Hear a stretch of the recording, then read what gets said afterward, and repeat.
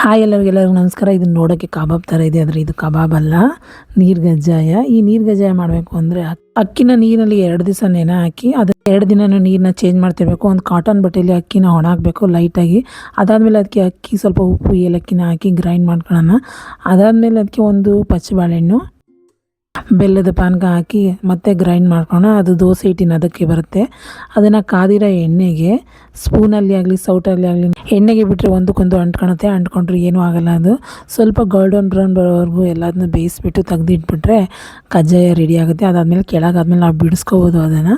ಈ ಸ್ವೀಟ್ನ ಆಲ್ಮೋಸ್ಟ್ ನಮ್ಮ ಕಡೆ ಮಾರ್ನಮಿ ಹಬ್ಬ, ದೀಪಾವಳಿ ಹಬ್ಬಗಳಲ್ಲಿ ಮಾಡ್ತಾರೆ ಜಾಸ್ತಿನ. ಇದರಲ್ಲಿ 2 ಥರ ಕಜ್ಜಾಯ ಮಾಡ್ಬೋದು. ಒಂದು ಪಾಕ ತೆಗೆದು ಮಾಡ್ತಾರೆ, ಇನ್ನೊಂದು ಈ ಥರ ನೀರು ಗಜ್ಜಾಯ ಅಂತ ಹೇಳಿ ಮಾಡ್ತಾರೆ. ಪಾಕ ತೆಗೆದು ಮಾಡೋದ್ರಲ್ಲಿ ತುಂಬ ಚೆನ್ನಾಗಿರುತ್ತೆ. ಅದನ್ನು ಅವಾಗೆಲ್ಲ ಒಂದು ಬಾಕ್ಸ್ಗೆ ಹಾಕಿಡೋರು 2-3 ತಿಂಗಳ ತನಕ ಈ ತಿಂಡಿ ಕೆಡ್ತಾ ಇರಲಿಲ್ಲ. ತುಂಬ ಚೆನ್ನಾಗಿದೆ ಆ್ಯಂಡ್ ಟೇಸ್ಟಿಯಾಗೂ ಇದೆ. ನನ್ನ ಮಗಳಂತೂ ತುಂಬ ಇಷ್ಟಪಟ್ಟು ಈ ಸ್ವೀಟ್ನ ತಿಂದಳು.